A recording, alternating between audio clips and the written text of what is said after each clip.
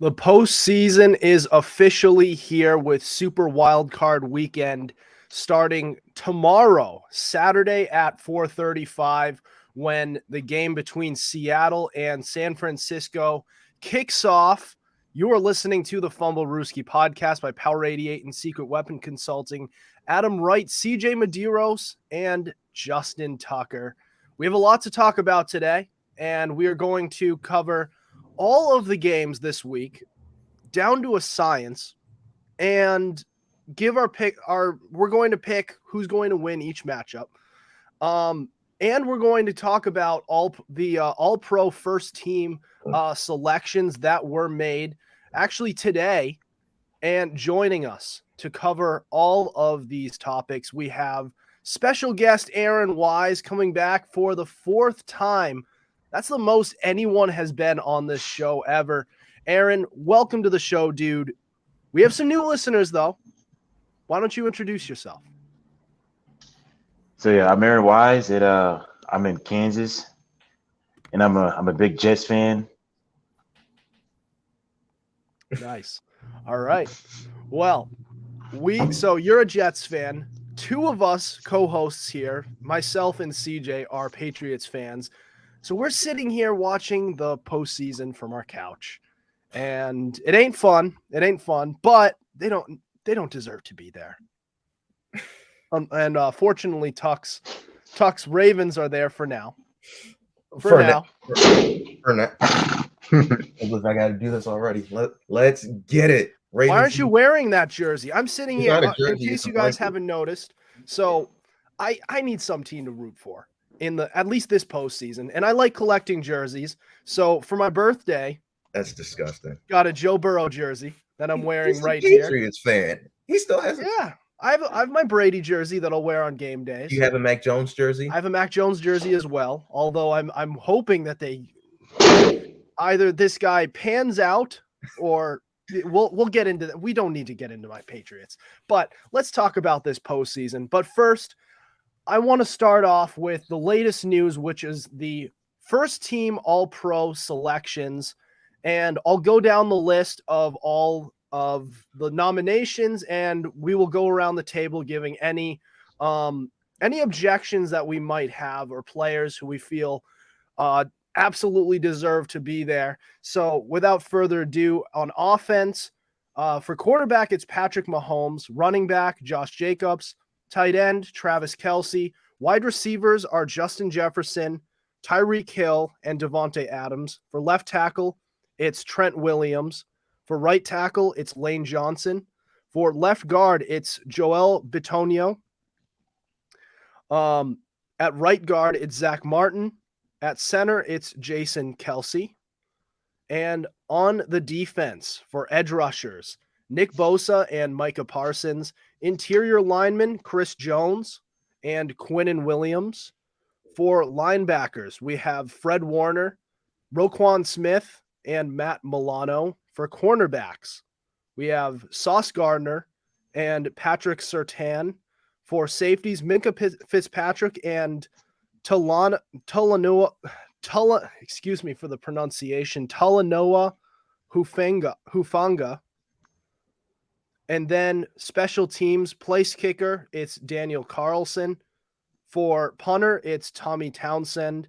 For kick returner, it's Keyshawn Nixon.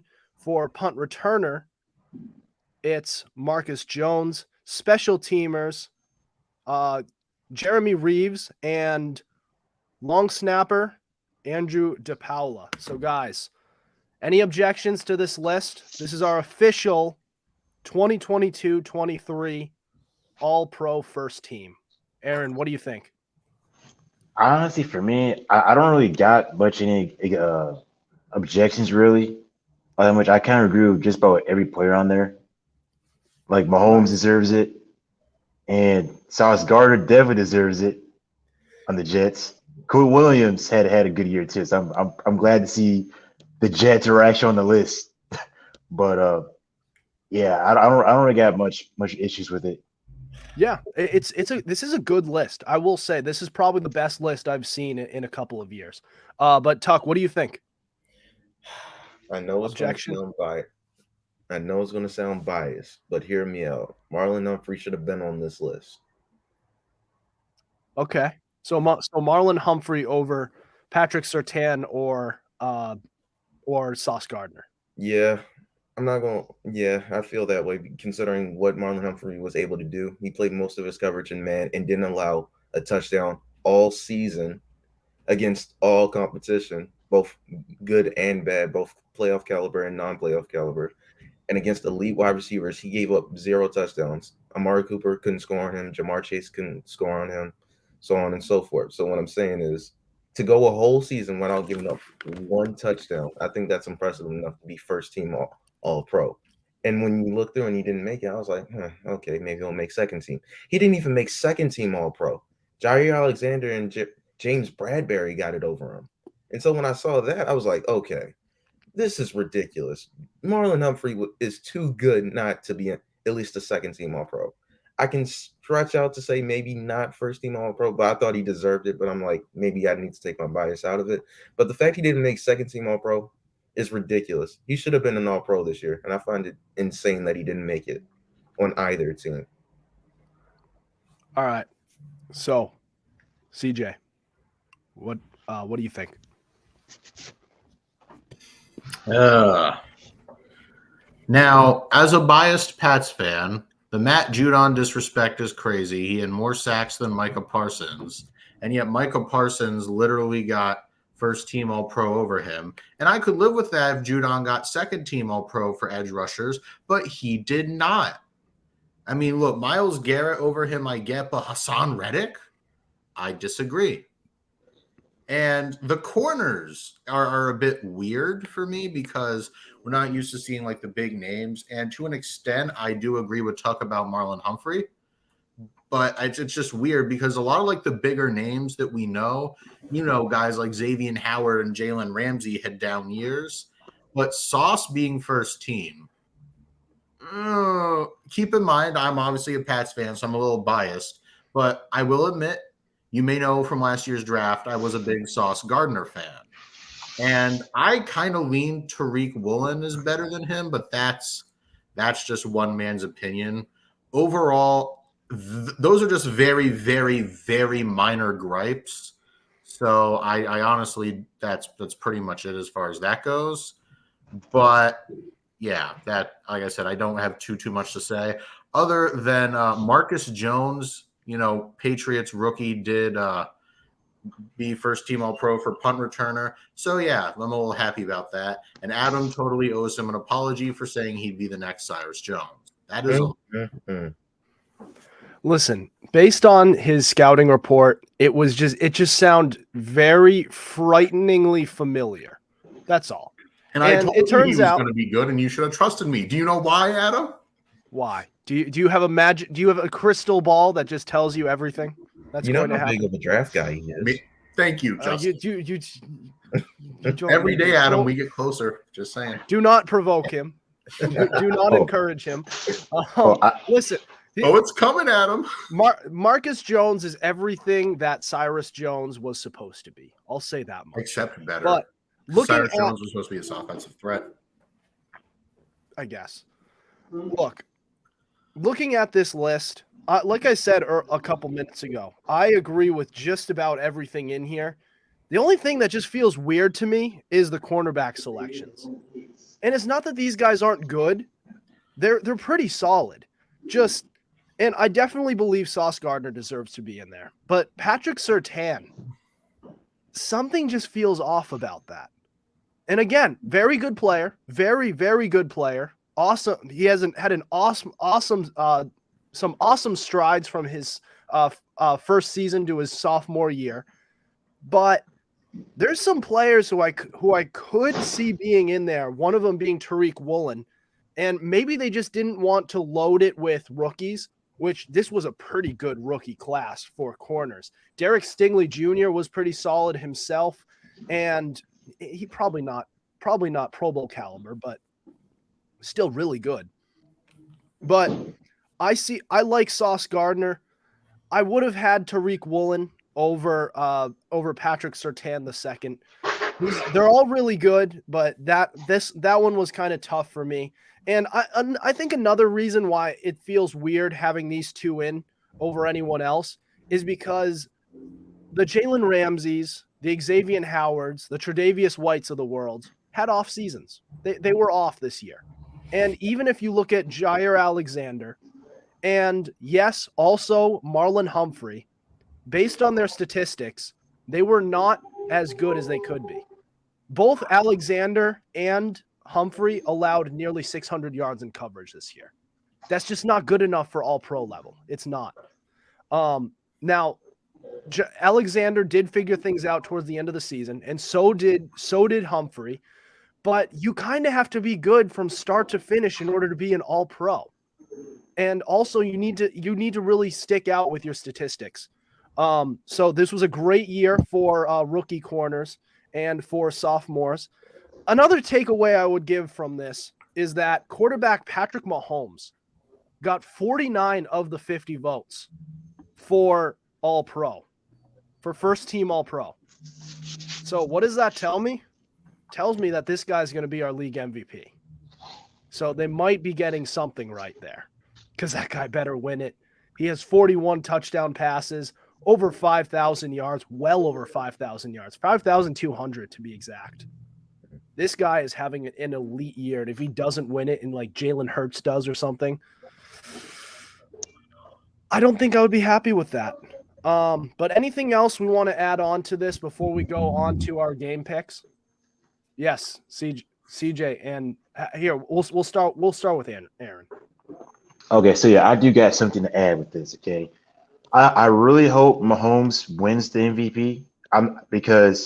Because when he wins the MVP, that means he ain't gonna win the Super Bowl. Because I don't like the Chiefs. I'm not a Mahomes guy, so I kind of hope they lose. So I hope he wins MVP and the curse continues. Well, so, it doesn't always work out that way. Back in 1999, Kurt Warner won league MVP and Super Bowl MVP. So sometimes it just works out that way. But there has been a curse recently, the past almost quarter of a century. So, but CJ, what do you have? Hey guys, this isn't about what we were talking about, just a bit of NFL news that just came through. So we all knew that Sean McVay's coaching career was in limbo, but he just informed members of the LA Rams that he will be staying as head coach at least for next season. That is all, just a bit of news that just broke. Well, there you go. I mean, that was a potential opening for a head coaching position. And honestly, that's good for him because I feel like it wasn't all just nobody really underachieved on that team. I mean, kind of Matthew Stafford, but it's hard to throw the ball accurately when you have a defender in your face every 3 seconds. They just have they had a lot of injuries. They need to regroup and go into next season with what they have and maybe add on a little bit with the little resources that they have left, but they still have a good roster. But I wanted to move on. We're going to start off with the Saturday games first for this segment. Then we're going to go to the Sunday games, and we're going to go to the Monday night game.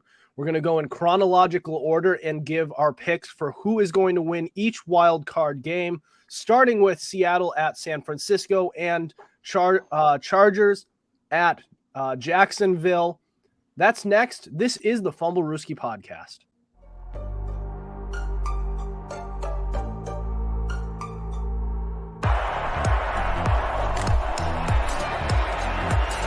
Here's Edelman broken up, and the pass is no sign yet. Edelman comes down with a football. They're saying it's a catch. This is caught. Diggs! Sideline! Touchdown! Unbelievable!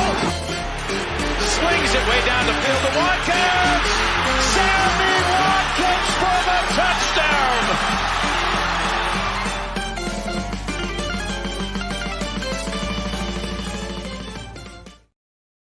This is the Fumblerooski podcast by Power 88 and Secret Weapon Consulting. Adam Wright, CJ Medeiros, Justin Tucker, special guest Aaron Wise. All right. Well, to kick off our game picks, we're going to start off with Seattle at San Francisco. So that game is on Saturday, 4:35 p.m. Eastern Standard Time. That's tomorrow as we record this episode on Friday evening. So this is an interesting one. Seattle had a red-hot start to the season. They started off 6-3. They had a rough they kind of had a rough finish to their season. But they did wind up sneaking into the playoffs at 9-8. They're still underdogs regardless against the Brock Purdy-led San Francisco 49ers in this matchup. But Aaron, what's your pick? Who wins this matchup? All right, so obviously nobody expected Seattle to be in the playoffs this year after that trade for Russell Wilson. But honestly, as a Jet fan, this hurts because we ruined Geno Smith, and now I get to see Geno Smith in the playoffs. So I'm happy for him. I think he's going to win comeback player of the year reward. I think he deserves it. But I hope he wins this game. But if I'm going to be honest here, it's going to be San Francisco. I can see this game getting ugly fast if Seattle can't stop anybody like their defense. All right. So Aaron is taking San Francisco in a landslide. Tuck, what's your pick? This could be a close game now that I think about it. It could be a close game, but I still think San Francisco, with the weapons surrounding Brock Purdy, still gets the job done. I think I get San Francisco in a close game because it's still a divisional game between two opponents that know each other well. All right. CJ, who are you taking?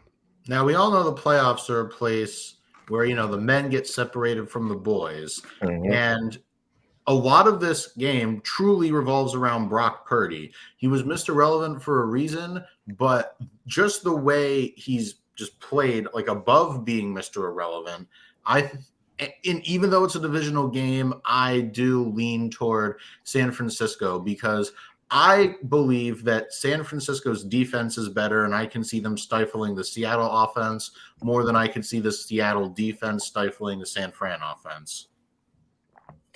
Yeah, I'm going to go with the 49ers as well. And the Seahawks have been a great story this year. You have Geno Smith, who's been a career backup and has been a great story this year, making his first Pro Bowl appearance the fourth leading touchdown pass guy with 29. I thought he had 30. Actually, no. He had 30. Yeah. Excuse me. He had 30. Yeah. Cross this off is embarrassing. Cross off your bingo cards where you have Geno Smith making a Pro Bowl, throwing over 4,000 yards and 30 touchdowns to 11 interceptions. Because I sure as hell didn't. Also, he has the Seattle single season passing yards record. This guy has had an incredible year, and they might make it interesting. In fact, I would bet on it being a close game somewhat. But San Francisco is just a better story. They have a great roster around them, and they have this kid who is an even better story than Geno Smith, Mr. Irrelevant, the last overall pick in the 2022 NFL draft. 13-4 touchdown to interception ratio this season. In the games that he has started, he has been awesome for them, and I think Seattle knows it from how Pete Carroll was talking about him. So I have the 49ers in that matchup. So I think we all go with the same team there. But going on to the next matchup at 8:15 p.m. Eastern Time, it is the Los Angeles Chargers at the Jacksonville Jaguars. Now, something to be noted is that the Chargers just recently today ruled out one of their top wide receivers in Mike Williams. But the Jaguars missing for the rest of the season, they're missing their tackle, Cam Robinson, who was Trevor Lawrence's bodyguard.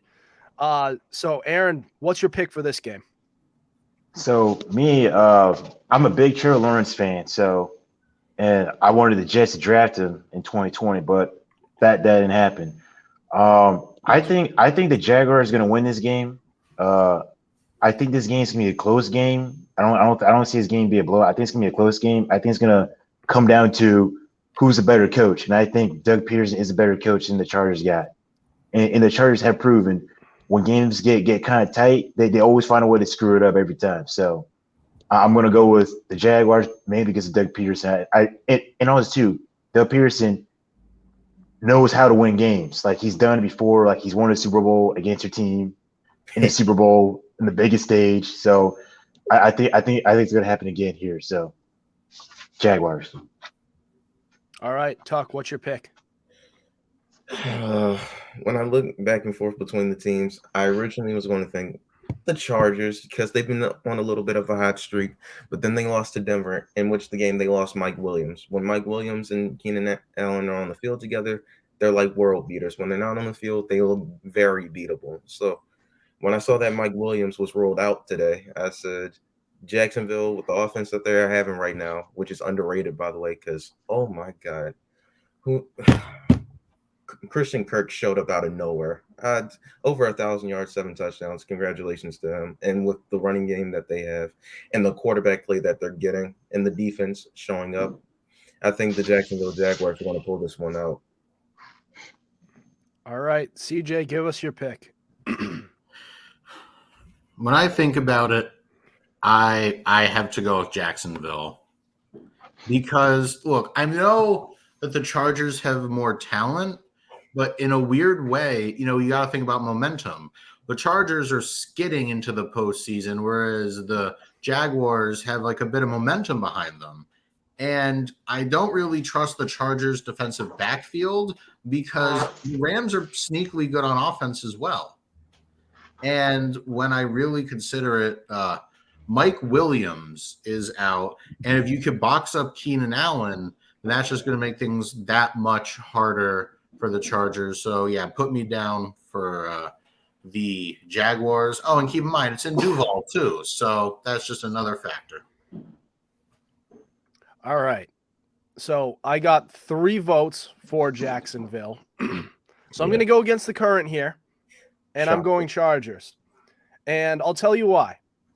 Yes, they lost this game, their final game in Week 18 to the Denver Broncos. The Chargers kept it close, but still not a team that you should lose to, especially when you have all your starters playing. But before that game, they had won 4 games they had won 4 straight. They were getting healthy. They won 5 of 6 going into that game. And right now, yes, Trevor Lawrence he has a bright future ahead of him. But right now, Justin Herbert's a better quarterback. I have Justin Herbert over Trevor Lawrence right now. And while the Jacksonville Jaguars are the team of tomorrow, the Los Angeles Chargers are the team of today. They made the postseason as they were expected to. They were supposed to. Now they underachieved a little bit, and they have some coaching issues they need to iron out going into next season, and perhaps some health as well, because that team in the past couple of years with Herbert has had issues with staying healthy, but when they're world beaters. Give me the Los Angeles Chargers to win this game, and it is a toss-up. Don't get me wrong, but I'm going to take the Chargers in this one. Fair enough. All right. Well, we're going to change gears and move on to the next game, the next day of Super Wild Card Weekend. That's the Sunday slate of games. We're going to touch on the 1:00 and 4:30 p.m. Eastern time games. So that starts with Miami at Buffalo and then the Giants at Minnesota. That's next. This is the Fumblerooski podcast.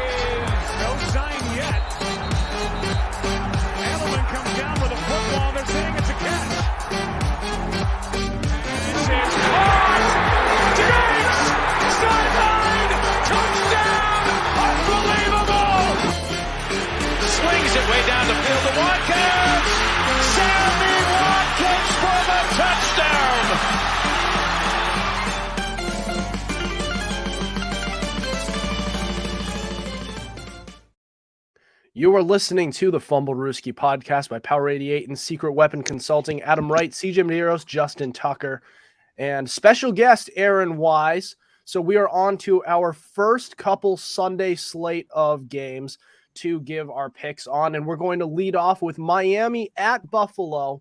So on paper, looking at the whole rosters and not the injury reports, this would be a pretty close game. This would be one that could be a toss-up.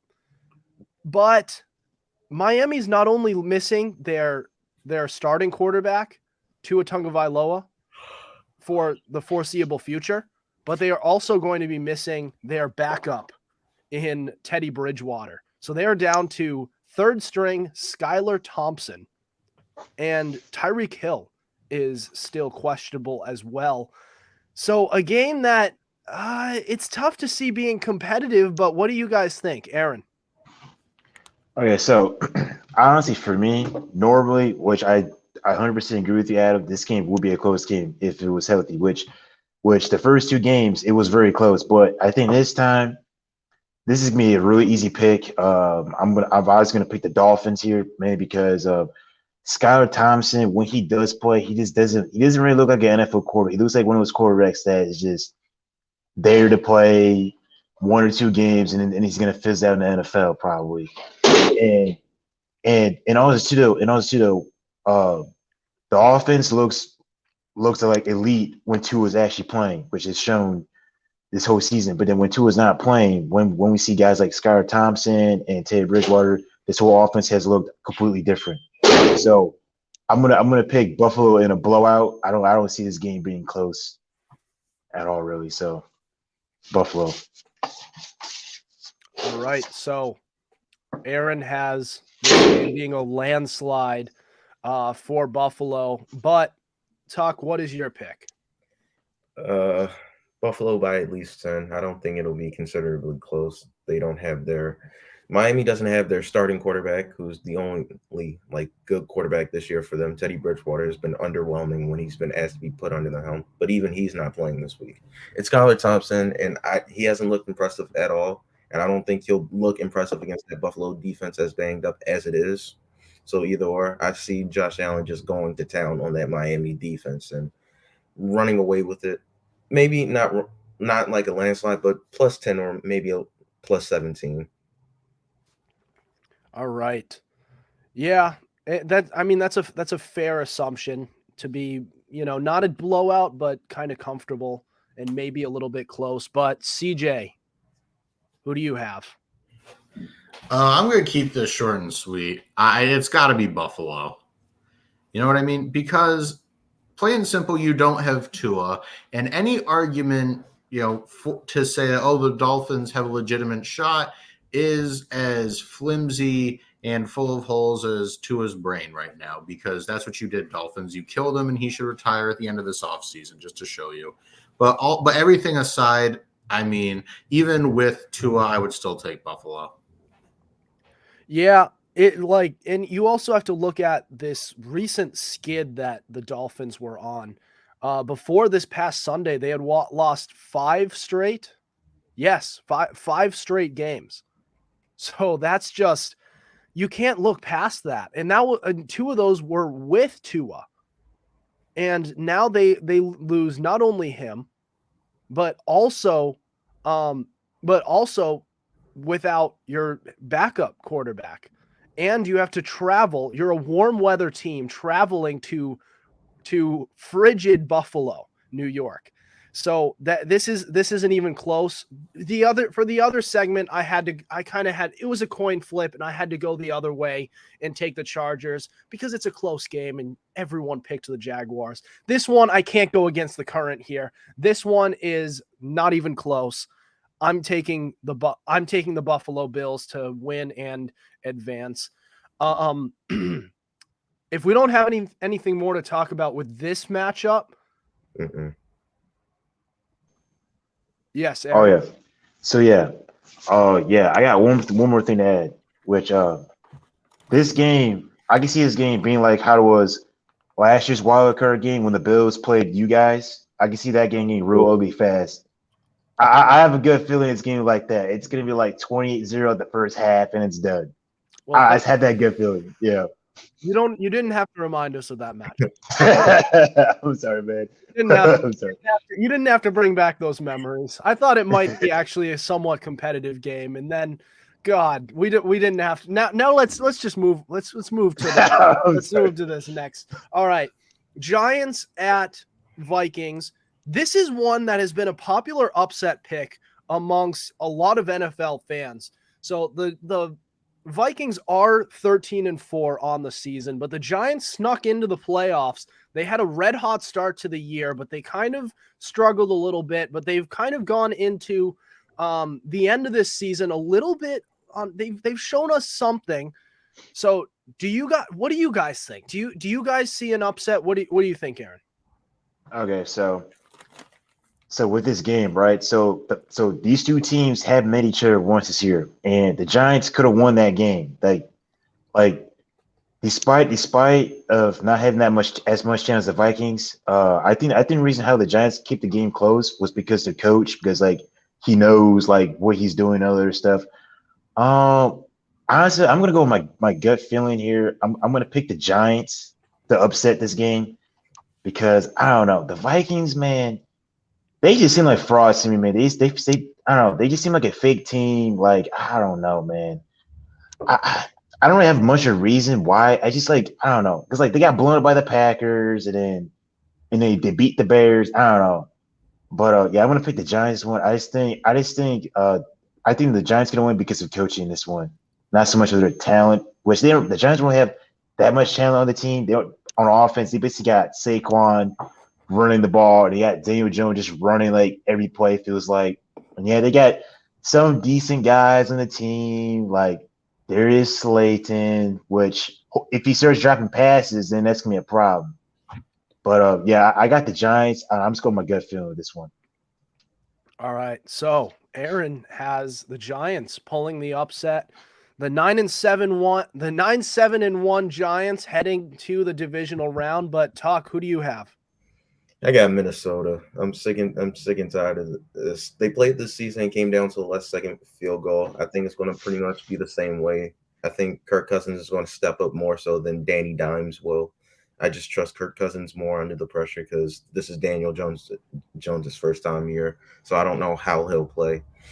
I think Saquon might have a decent game. I don't think he'll pop off for like over 100 yards, but a decent game where he'll score a touchdown in that. I think the Minnesota Vikings defense, who I have no trust in, will keep it considerably close, and that'll be enough for Justin Jefferson to show up and save the day. That's why I got Minnesota. All right, so Tuck going the opposite direction of Aaron and picking the Minnesota Vikings in a close one, granted, but CJ, which one are you going with? He's the right thing. Now, this is another coin flip game, like you mentioned about the one earlier. And I know the two teams did play this season, and I believe the Vikings won by 3. I think it's going to be another close matchup. But when you really get down to it, I go with the Vikings. And the reason being, Justin Jefferson, unless you're Jair Alexander, is darn near unstoppable. And I don't see Jair Alexander on the Giants. And furthermore, no one other than Saquon, literally other than Saquon, not one Giants offensive threat scares me. So, I mean, their defense is all right, but they really don't have any receivers to throw to, and that's going to make the job for a spotty Vikings defense that much easier. Just put me down for the Vikings. All right. So I have been tempted all week to take the Giants in an upset. It just feels like that type of game. And the Vikings, while they're 13-4 this season, they've lost some games that they shouldn't have lost to, and they have barely come out alive against teams that it shouldn't have been close with. So it's easy to say that this game is going to be where the Vikings are going to lose. But I just think they're going to take care of business in this game. The Giants, they do look like a kind of a scary team, a team that can pull off an upset, and it will be a really close one. But the Vikings just have too much firepower on offense, and their defense doesn't have to stop much. You have Daniel Jones and you have Saquon Barkley. And Darius Slayton's a solid receiver, but I mean, he's not a world beater. He's probably their number one, but he's not a number one. He might be a wide receiver 2 on a championship team. And that might be generous. But yeah, I think I'm going to take the Vikings in this one. And this is going to be a very close matchup.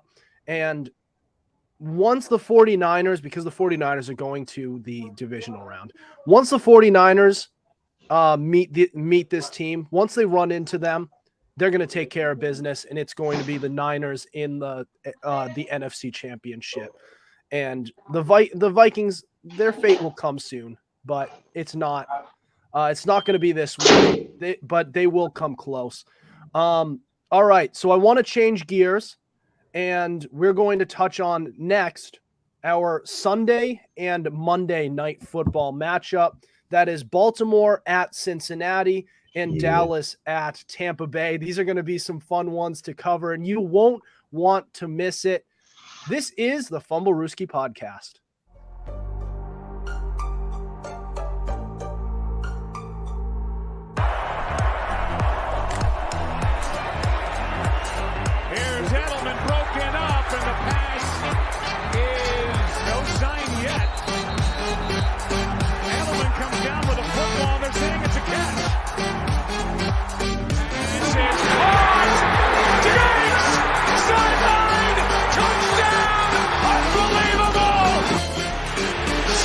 Way down the field to Watkins. Sammy Watkins for the touchdown.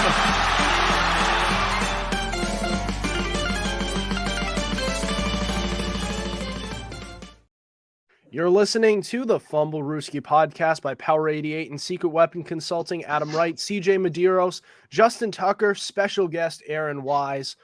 All right, so we have reached our last 2 matchups of our Super Wild Card weekend for the 2022 NFL playoffs. And we're going to start off with this matchup, another one that's very similar to Miami at Buffalo. So again, a matchup where if you don't look at the injury report and you just look at the rosters, you think, man, this is going to be a tough game to predict. But then you look at it, and Baltimore has officially ruled out starting quarterback Lamar Jackson. Furthermore, no Rashad Bateman and no Devin Duvernay. So, guys, what are your picks for this match?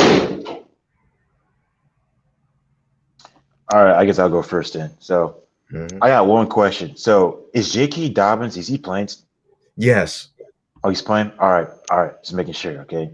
So honestly, though, yeah, normally this game would be close, though, but I have a good feeling that Joe Burrow's going to throw 5 touchdowns, man. I don't know. I just have a feeling it's going to be one of those games that Joe Burrow has done this year, what he did to Carolina early in the year.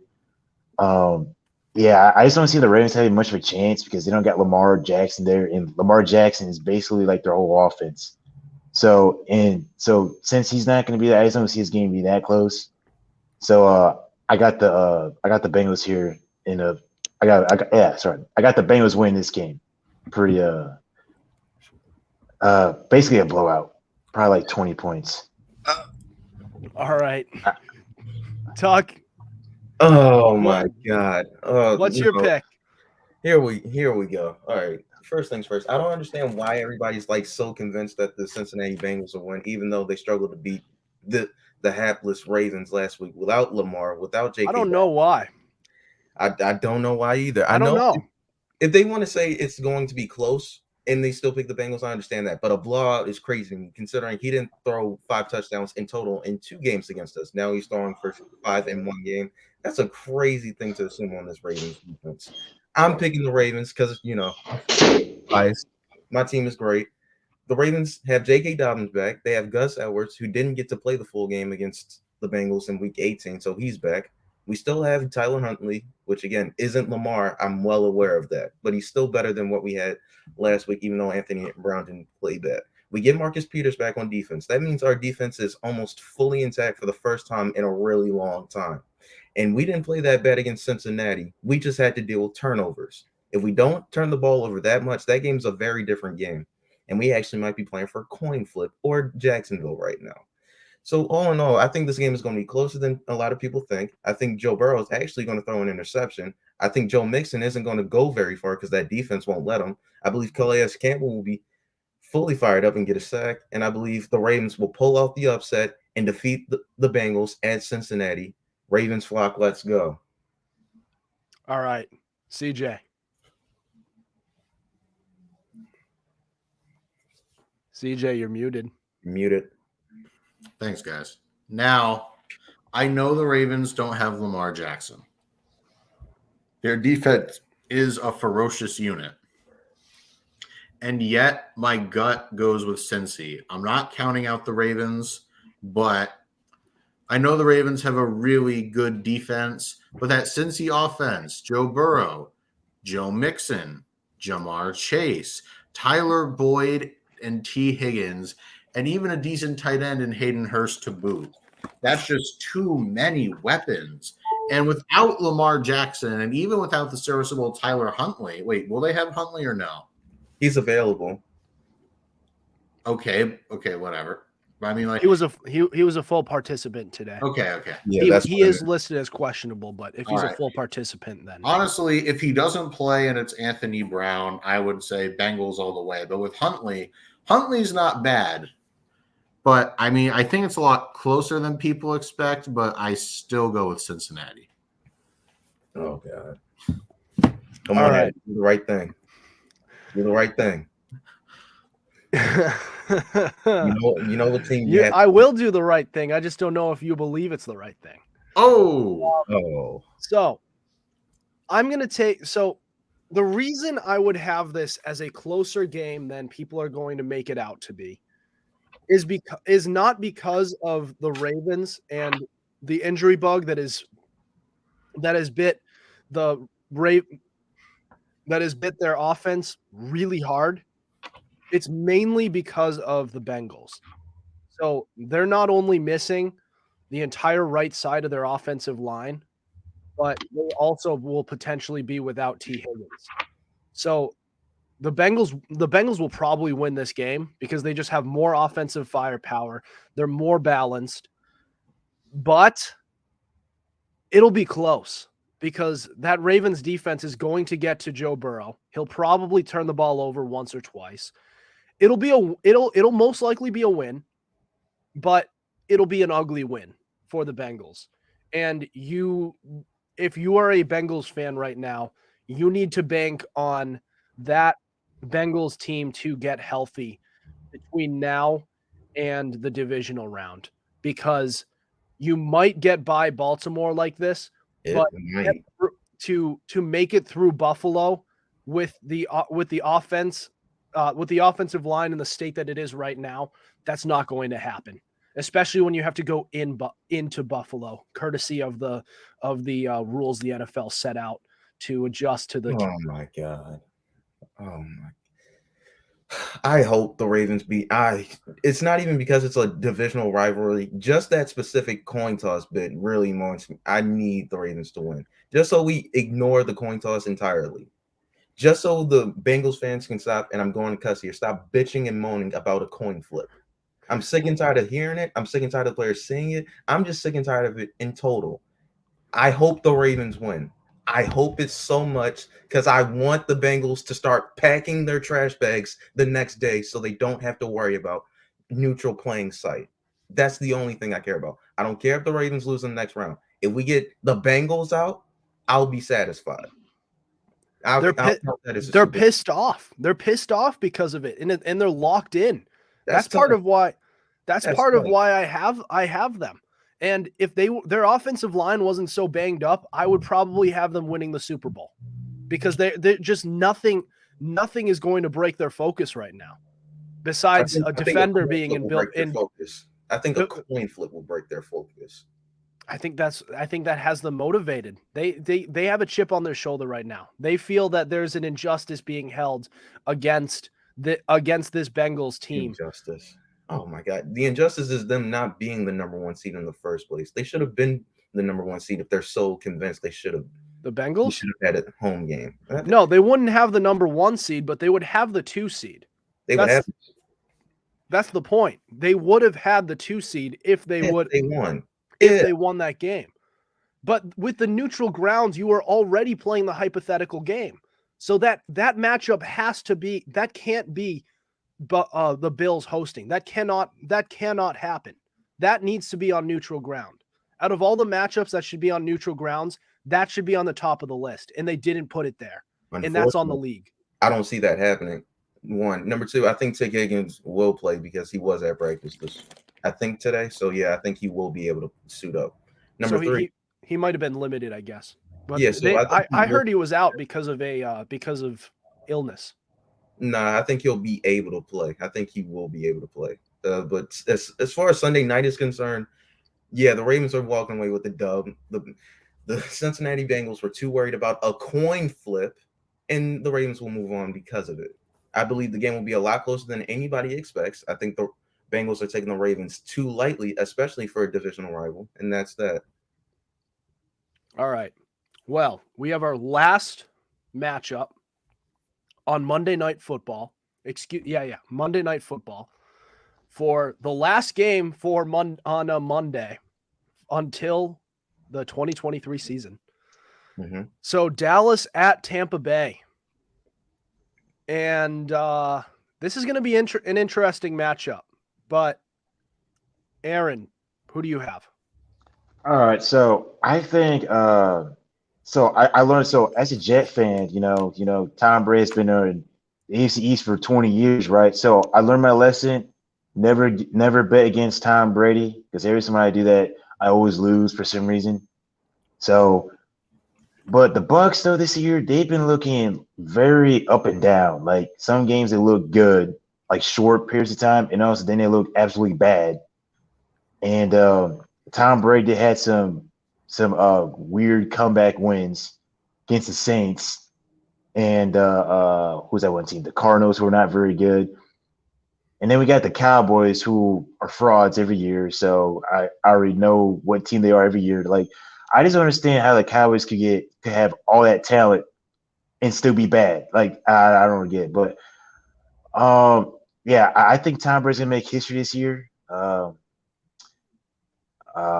Yeah, I got the Bucs win this game. I believe Tom Brady's 7-0 against the Cowboys. I think, I can't remember, but I'm going. So yeah, I'm going with Tom Brady. I think Tom Brady will find a way to get it done some way, somehow. He always finds a way to win games like this. I don't know. It's just time. Oh, and it's a Tampa Bay. So, and Tom Brady, he's always hungry. He's always gonna be fired up. So and it's gonna be on a big stage, which that's what he likes. So I'm going with the Bucs, and I think this game is gonna be a close game. I don't see the Bucs blowing them out. I see it being like a low scoring game, but at the end of the day, the Bucs will win. So I got the Bucs.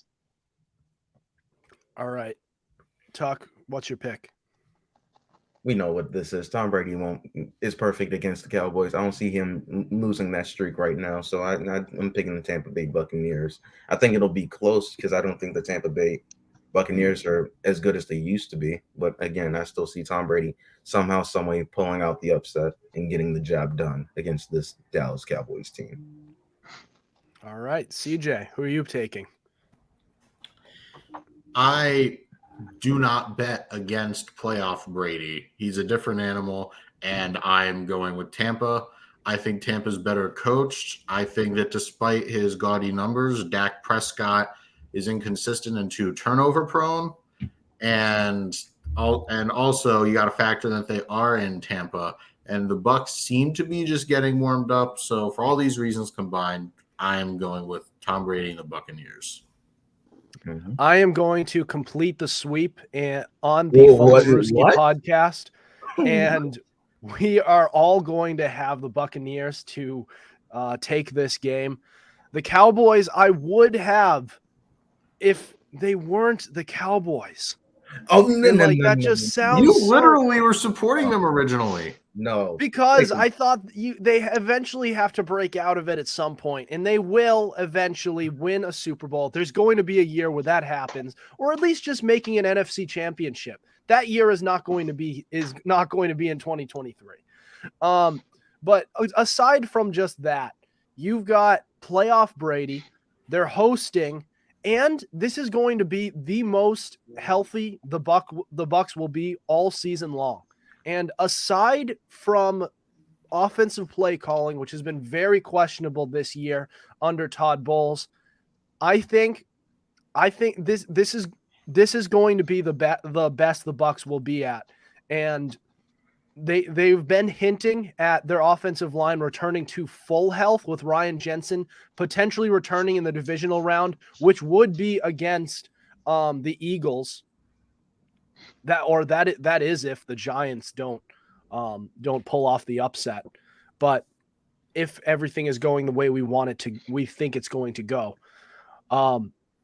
This Buccaneers team is probably going to be at its best that it's been all season long, which is a good sign for them, because they're trying to sell to Brady that they can still be a team he can contend with. So that's going to be my pick. That's going to be all of our picks, right? Oh yeah. Yep. That's Yeah. unbelievable. Well, also one more thing to add with this game is that it's really hard to have confidence with the Cowboys right now after you got blown out by Washington, which was a team they had nothing to play for, and the score was 26-6, which the score really should be in the 40s if Washington didn't start turning the ball over. But it's the Cowboys, man. Like I'm too used to this. I don't know. That's just, I'm not really that surprised, but yeah. Well, So, yeah. Yeah, like a Washington Commanders team that had nothing to gain. Like, it's not just that they had nothing to lose; they had nothing to gain. They rested all of their starters because they were like, okay, this season is over. They were already eliminated a couple weeks back, and furthermore, Dallas played their starters, and they still lost to the Commanders. And it's not like it was close. It's not like they choked and they had it originally. No, Washington won in a blowout. Dallas only scored 6 points. How the hell do you do that? God, and you guys wonder why I switched up on the Cowboys. No, They're we going told to you before. Yeah, but I'm going to hold my ground on my takes until I believe otherwise. I'm not just going to have somebody else just, bully me into making a different decision. But I do want to change gears, and we're going to head into our last segment, which is Aaron's guest segment, where he's going to talk about Jets quarterbacks. So they are in a little bit of a situation with Zach Wilson and his future, and whoever they wind up starting going forward into the 2023 NFL season. That's next. You are listening to the Fumblerooski podcast.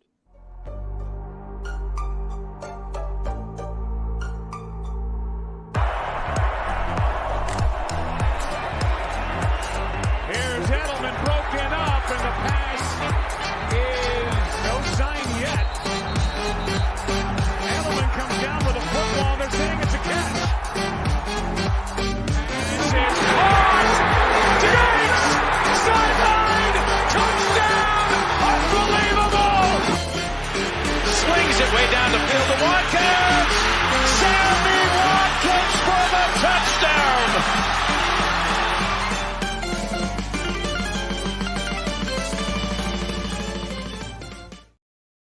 This is the Fumblerooski podcast by Power 88 and Secret Weapon Consulting. Adam Wright, CJ Medeiros, Justin Tucker, special guest Aaron Wise.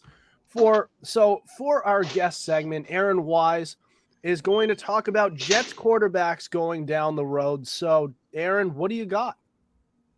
All right, so I've been a Jets fan since 2009, which I was probably around like 9 years old. So, and honestly, though, as a Jet fan, I'm too used to being in this situation. If it was in a situation like every 3-4 years, Like it's an ongoing cycle. And Zach Wilson, I'm done with him, man. I don't ever want to see him play as a Jet ever again. After that Thursday night game, I'm done. I'm done. Like Zach Wilson always ruined my Christmas, man. I can't. I can't do it. I got his jersey on my birthday. It came on my birthday, and now I'm not gonna wear it. I can't. I got the wrong Wilson. I should have got Garrett Wilson, but I got Zach. You could change it up. So, yeah. Maybe I you gotta can- change it up. Yeah, make it Garrett Wilson. Yeah, Garrett Wilson, because he's a guy that should have got the whole time. Because he's a really good rookie. But yeah, Zach Wilson. It's very clear that the fans turned on him, especially those messages that got leaked out to Zach's mom. I don't know if you guys know about that situation, but that happened. And yeah, Zach Wilson, he basically lost all confidence, and the team did too. So yeah, I do see Zach being on the team next year because he has no trade value. I don't know why would any team would want him. Number 2 overall pick. Yeah. That doesn't I hate to mean say it. I hate to say it though, but as a Jet fan, I don't like saying this, but he looks like a straight bust, man. I really want to be wrong for once in my life about the Jets, but I feel like I keep getting beaten right every time. He looks like Jamarcus Russell, but the only difference is he's not fat. He actually kept himself together. It's just I can't do it. And then Joe Flacco, I mean, he's a corpse. He's no good. We basically just threw him out there because we didn't want to watch Chris Trevor play because he's literally like Tim Tebow 2.0. Tim Tebow 2.0. He can't throw, which we saw him play against the Jaguars game when he underthrew CJ Uzomba, which that would have been a touchdown, but he underthrew him. And then Mike White, that guy, I don't know why Jet fans hyped him so much, but this is what I think what the Jets should do. Keep Zach Wilson, which I just want him gone, to be honest. Try to get Mike White, resign him to like a decent amount of deal, like let's say $8 million. But if he wants like $15 million, he'd kick rocks, man. I'm not doing it. I ain't doing it. Yeah, but obviously I got more. And then what else too? Is that Woody Johnson, as the owner, he says this is what he says. I don't believe everything he says because he says things, but nothing happens. He says that this offseason he's going to try to do everything he can to get himself a big name quarterback. And the Jets, they want to get Lamar Jackson. I know you're a Ravens fan. You probably don't want to hear that. Not kidding. Me personally, I like Lamar Jackson, but I don't think we should trade for Lamar Jackson. I don't think it's worth it because not only that, too, you got to give up first-round picks, second-round picks, and then what else? Oh, yeah. And then probably like a young player, the Ravens probably want, oh, yeah, we want this guy, we want that guy, and I just don't think the Jets should do any of that. It's just too much. And also, too, Lamar Jackson has an injury history now, unfortunately. And, yeah, and now we get guys like Jimmy G, which I like Jimmy G. He will fit the system just fine. But he's too injury-prone, which I don't – that's the problem. And then Derek Carr, I'm not a Derek Carr guy. I just don't understand why everybody hypes him up every year. I don't understand. Yes, his stats is good, but when you put him out there, when you actually watch him play, he looks so like, I don't know. Like Derek Carr, he seems like one of those type of quarterbacks. You could give him all the talent in the world, and he still looks average. I don't understand. So if he looks average in the Raiders, he's going to look worse in the Jets. So honestly, man, I just don't know what to do as a Jet fan. We just have to wait it out. Oh, yeah, and then Tom Brady. People are throwing Tom Brady. I hate to say this. Tom Brady coming to the Jets because we're the Jets. And he makes fun of the Jets. He trolls the Jets. He owns the Jets. I don't know why he wouldn't want to come here. I'll be shocked if I see him green and white. Like something weird has to happen. Maybe he wakes up from a good sleep and says, I want to be a Jet, which I doubt it. But and then there's guys like Aaron Rodgers. Yeah, get Aaron Rodgers. But also too, if we get Aaron Rodgers, it's gonna be 2008 season all over again. It's gonna be like that Brett Favre year where we sign Brett Favre, we go 8-3, and then he gets hurt. I just have a feeling that's gonna happen. Honestly, I don't know what the Jets should do, to be honest, at quarterback, man. like Baker Mayfield. I mean, some people want Baker Mayfield because he's more mature now, but I don't really want Baker Mayfield. Man, in the draft, You don't want I'm anybody, do you? You're just want you're just in a place right now. Yeah, man. Like honestly though, I'm emotionally like drained, man, from this team. This team does this to me every year. Like they tease me every year. They're like, "Oh wait, we're gonna be good, guys," and then they just oh yeah, no right, hey guys, we actually suck, so we're gonna lose 6 straight, and then completely just rips our hearts out, man. Just like 2015 when we won. Let's see, we started out 4-1. We were like one of the top teams, right? Then we go 5-5, and we're like, all right, yep, same old Jets. And then also, then we win 5 games. The rest, oh wait, we're actually a good team, guys. In the last game, we lose and we miss the playoffs. So, Buffalo. I'm used to I this remember tease that. game. Yeah, that was a sad day. I was so excited. You I was screwed over 15 my years old. Patriots. You screwed Yeah, them yeah, over. They had to win one game to get that 1 seed, yeah, and then they'd be hosting that bum Peyton Manning yeah, yeah. So especially no. and his So noodle speaking of arm at that stage in his career. yeah, so speaking of your Patriots, that was the last time we beat you guys. Was that game? Sad, pretty sad. And we have not beat the Patriots since like in Gillette Stadium. I'm not going to count the playoffs. That would count. The regular season, we haven't beaten you guys since 2008 when you guys had Matt Castle. I believe it was a Thursday night game or a Monday night game. It was a close game, but yeah, man, it's just I don't want to draft a quarterback. Every time we draft a quarterback, we always ruin quarterbacks, man.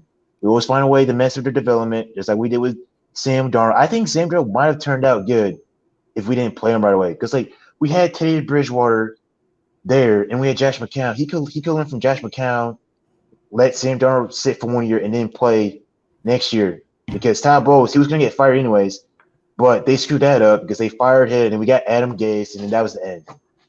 So the Jets team, man, like I don't know. I've been a Jets fan for over 10 years, so I'm used to disappointment. You two are obviously Patriots fan, so you guys are used to winning all the time. So you guys don't know what it's like to lose and suck and be teased and every single year. It's like, oh, the Jets suck. I hear that every day. Jets suck. They're never gonna get nobody. Zach Wilson a bust. He messes with Mills. That's all he's good for. Which the only reason how Zach Wilson made highlights for was because that MILF incident. Ever since then, he's been irrelevant. And then Zach Wilson he became relevant when he said when at that Patriots game when the guy said, "So do you feel like that that you let the defense down?" He said, "No." He didn't even hesitate. He just said it. And after that was the beginning of the end of Zach Wilson. Beginning of the end. He's toast. That's it. It's okay. Man, It's okay. yeah, it's rough right now. It's rough now as a Jet fan. But the defense looks good, but let's be real, man. All right. I know we're ranked. I believe the Jets are ranked third overall in defense this year, right? At Kings. We're up there. You are a top But defense. yeah, They were a good defense. yeah, but I know I'm gonna bash my team a little bit, but we're overrated on defense, man. You cannot be an elite defense. You can't turn the ball over, man. You can't. Because I see the Patriots, they're out there getting pick sixes, fumbling, sacking people. The Jets, they just didn't want to sack nobody no more. They just didn't. And once we did had a turnover, we didn't have a turnover since the Jaguars game, I believe. When Quick Williams, he strip sacks Trevor Lawrence, and then the ball was right in front of him. And instead of picking the ball up, he starts dancing, even though the play's not over yet, which I don't understand that. But yeah, man, that's basically what I got with the Jets here. I hope we get Tom Brady, but he's too old and He's a bum. Brady's a bum. Watch your mouth. Tell Brady to collect them damn AARP checks. It's time. This again. honestly, It's time. if we trade for Aaron Rodgers, if we don't win a Super Bowl, it's a bust. Super Bowl bust. Which is kind of weird for me saying that, even though we haven't been in the playoffs for like over a decade. And when I was 10 years old, the 360 was popping back then. Okay, I didn't have no face share at the time. That's how bad we been, man. It's sad. It's okay. It's sad. I had the DS, I had the Wii, the 360. I still have my Wii and my DS. Yeah. It's old, but that's basically what we got here as a Jet fan. So it's gonna be a long process. Lots of debates. Unfortunately, lots of arguments. Unfortunately, because people are going to say, "Oh, I want Carr. Oh, I want Jimmy. Oh, I want Lamar. I want Tom. I want Aaron Rodgers. I want Baker. I want Chris Shrevler, which I don't know why you want that guy. Oh, I want Tim Tebow come back. Like we're gonna have these weird. Oh, I want Colin Kaepernick back, and it's just maybe trade for Matt Jones or Josh Allen, which that's never gonna happen. That's never gonna happen. Jeez. But we just have to wait and see, I guess. So, all right, that's all I got. All right. So your New York Jets they have the number 13 overall pick in the NFL draft. And they are 18th in overall salary cap with about $8 million. So what do you in a quick answer, who do they take with that 13th overall pick? Shoot, honestly, if I'm being honest with you, I haven't really been watching college football this year that much. But what the Jets need, we need to get ourselves another offensive guy, another more depth because this year. So I'll let you go. No worries. Sorry. So they're a little, unless they were to trade up to the number one overall pick, which seems to be for sale for the Chicago Bears. Unless they did that, they might want to use that pick for offensive line and continue to build around this potential quarterback that you bring in, probably a bridge quarterback.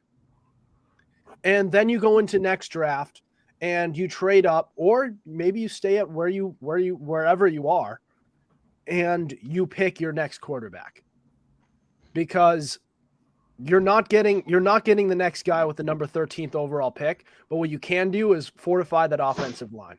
Also, the last time the Jets made the playoffs, it's not like they had anything to write home about with Mark Sanchez. They were able to the formula they had during those two runs were very similar to what they have now, right? They had an elite defense, good running game, good receivers, and all of that made quarterback Mark Sanchez look better. So that's what they could do. They could find a quarterback who's just good enough, get him some protection, get their running game back in order. Hopefully Breece Hall will be healthy next season. He probably won't be 100%. They never are coming off ACL tears. But figure all those things out, build a good situation around them, and then win some games that way. That's how you're going to do it. That's if you don't find the quarterback, which it's unlikely they will in the next 3 years. But yeah, that's kind of my 2 cents. But anything else before we end the show tonight? No.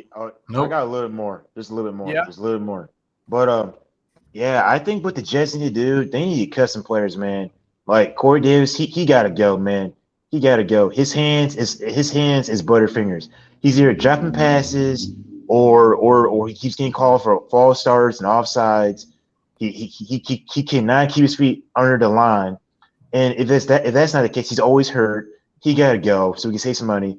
Carl Lawson, he's been a big disappointment. I was expecting to be like a sack monster, and he got 3 sacks? Like I forgot he was on the team at times. He gotta go. And this dude, right here, I'm about to say, he has to go, no question. Braxton Berrios. That guy had to go. He has to go. Yeah, I don't know if you guys know who Braxton Berrios is, but he's his kickoff return. I know. Oh, you guys do? We know who. Oh, that yeah. is. Yeah, that guy's not good, man. I've been telling Jet fans before we signed him to extension. These Jet fans are like, oh, man, Braxton Berrios, oh, he's good. Oh, he's one of the best receivers. Oh, he's going to be here for a decade. Look, bro, as soon as you paid him up, now he's bad. I knew this guy was bad. I didn't think he was anything special. And one thing with Braxton Berrios I did not like what the Jets were using. They were using Braxton Berrios more than Elijah Moore in the red zone. which I remember that game against the Vikings. When the game was on the line, Braxton Berrios choked. He should have caught that touchdown. We would have won the game against the Vikings. But, of course, he drops it because he's not a receiver. He's a kick returner. So, of course he's going to drop the pass. So, and then after that, then Mike White does what he does. He throws a pick. It was so scripted, I knew it was going to happen. But hopefully the Jets could beat the Patriots next year twice. I know, sorry for the digs, but we should. Happen. Yeah, if Zach, man, I'm done with Zach Wilson. I don't want to talk about Zach Wilson no more. I'm done with him, man. I can't. I don't got any more juice left. Like I ran out of juice with Zach. After that Jaguars game, I was like, I'm done with them. Like just like Sam Darnold. Like, man, it's just weird. Ain't this weird? Don't you guys get this weird vibe with the Jets quarterbacks?